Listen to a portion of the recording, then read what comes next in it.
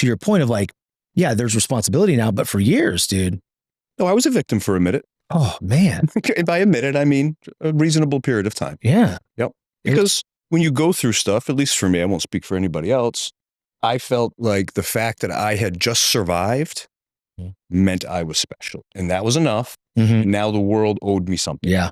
And that didn't work out well.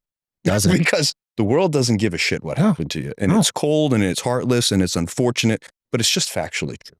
And it really bothers me because I have siblings and family members and friends, and we all know lots of people who spend their entire precious life living as a victim and losing out on all of the beautiful things they probably could have done because of something that happened years ago, decades ago.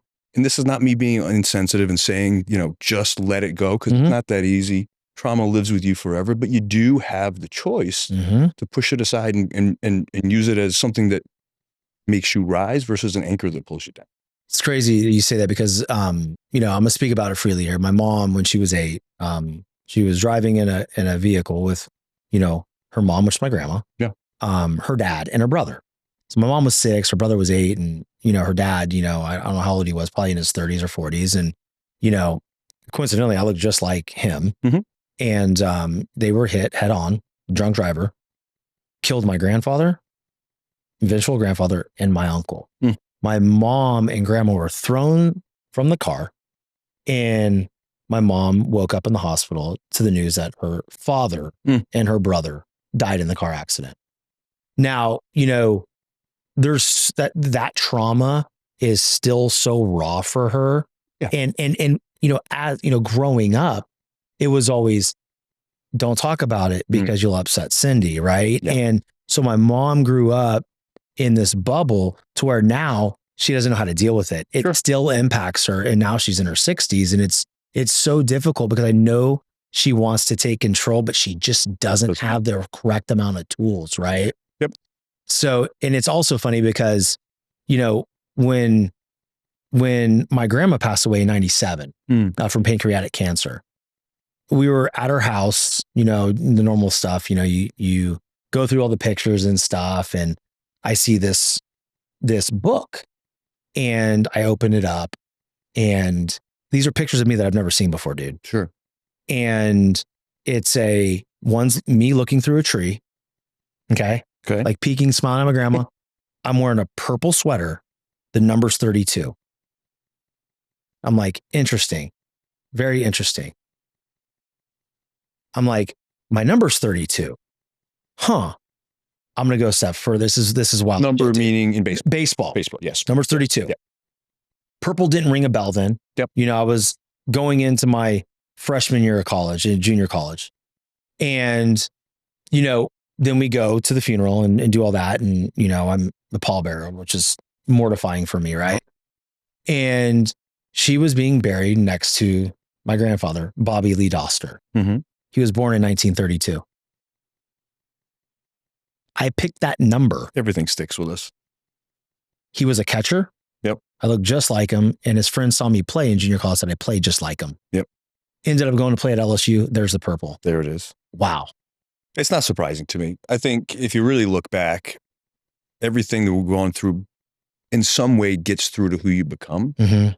I've had very similar experiences, but it's a great story. Yeah, it's just weird, man. I mean, same thing with my father, my mom, my grandfather.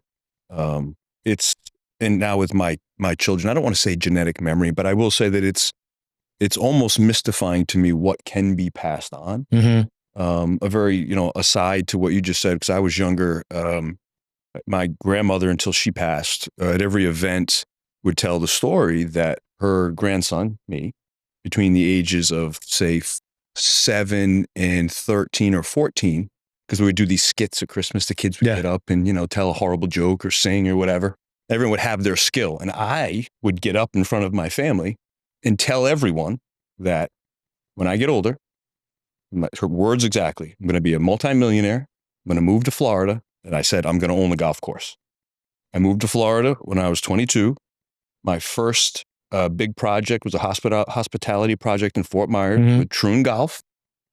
And I became obviously a multimillionaire. And so many times over. Well, one time is enough. Yeah, exactly. More is just more. But so it is funny, like these little things, but it also goes for the bad stuff too. And so, people have asked, how did you, or maybe you too, how did you separate the good from the bad? And I don't know that I've got a good answer other than the fact that you just have to. This is a good segue into speaking about overcoming adversity, right? Sure. Because you're talking about, everybody talks about discipline, and all that kind of stuff and doing the things that we need to do every day to move forward in life. But to separate the good from the bad, right? Yep. Doesn't matter. Like if we're really trying to go for something, talk to the audience about, how you get out of your emotions at certain points in the time and still run the play, man, because I think that's where people struggle. Well, for me, it's all about internal narratives. I have what I refer to as an absolute delusional confidence. And don't confuse that with ego, although I have probably as big an ego as any man you've ever met, but that's a gift I give to myself.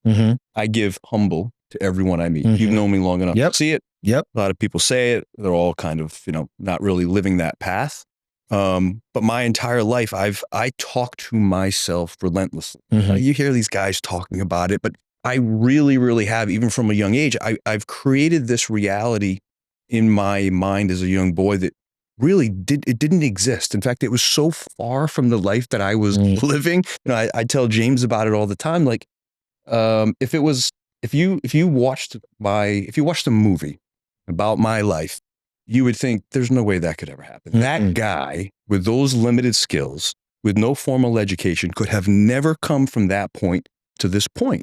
It doesn't seem real. And so when I look at that, I ask myself these questions, and it really has all come down to my internal dialogue. I tell and this is still true today. It's not like you don't get to a point in life and all of your problems are fixed. And it sure isn't fixed by money. It is a constant everyday work, I suppose, until the day that you're not able to think anymore, until you're gone. I would assume. There are still days, multiple times a week, where I'll say something to myself.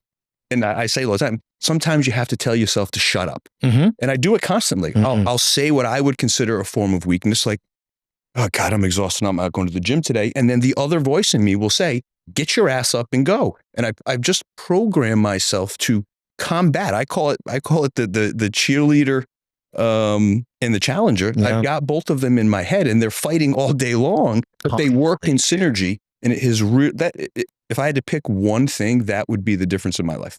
See, I'm in alignment with that, right? Because every single time there's something that I need to do, like if I'm, need to get up at 4 a.m. to go to the gym, and I wake up and my body's hurting a little bit. Your first voice is like, go back to bed. It's like, man, you don't have to do that. Like, what are you doing? That's like, right. Your beautiful wife's next to you, sleep an extra 2 hours, man, you can go later. That's right. But if I do that, I'm breaking my word to myself. That's it. And what else am I going to shortchange everything throughout the rest of that day? So people think it's disconnected. No. One decision is going to lead to the next one and the next one.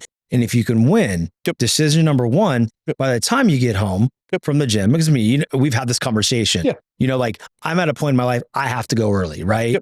And if I do that by 6:30 a.m., I've got like a few different wins, man. And then the next task is so much simpler for me to complete. The hard ones, the hard conversation with business partners, the hard conversations with the kids and your spouse, like all these things become very doable because you're executing discipline in every single area of your life. And I just think that people, and I know it's a generalization, right? But when people come to me and say like, how do you do this? Because like, I just can't get up that early and go do it. I'm like, no, dude, you're telling yourself a story. You're letting one voice win. That's right. Don't listen to that voice. That's right. Prove them wrong. That's what's keeping you where you're at. That's it. There's too many people doing that. 100%. And I had a really interesting conversation. I was at the Sugar Shack. Oh, I went there a couple of weeks ago. First time I've ever been. It was actually really great. Really great. Not sponsored by Sugar Shack. No, absolutely. It's just really It can be if you want it to be though. That's Price right. is right. That's right.